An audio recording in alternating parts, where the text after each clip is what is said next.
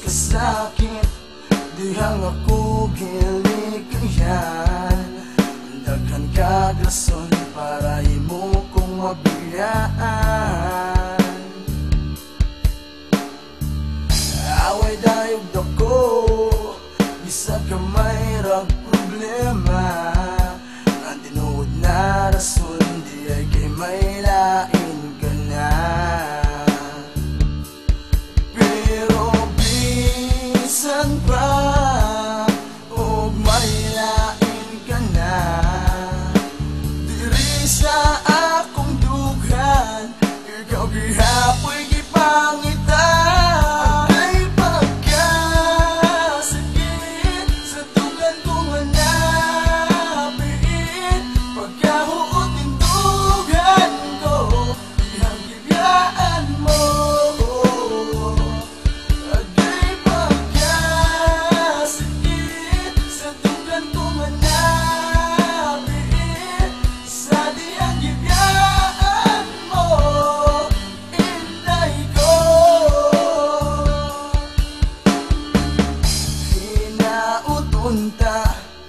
Na magmalipayon ka, di mabot ang panahon na masakitan ka niya.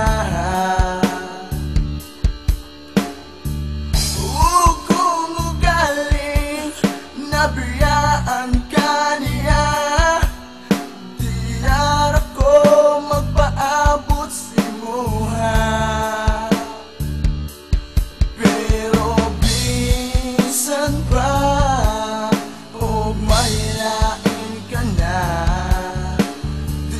sa akong dughan, ikaw gihapoy gipangitan. Agay pagkasakit sa tugan ko nga nabiit, pagkahuot din dughan ko, dihang gibiyaan mo.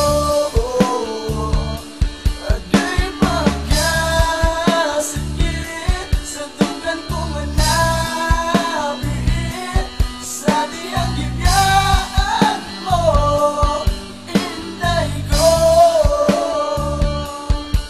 Diba, ganun patas ka langit ang nagilangan, nagsaad nga bisagod sa pay, makita budilig yuta magulang, pero kung saan naman hingan nung kalit magkanahanatan akong kalipay, mga pangandoy ka na ugtaw, kining akuluhan nagsilbing hanumanan, himuong kayamanan kinahanan ko tabigan, agay pagkasakit din dughan ko, sa higayon nga gibiyaan mo.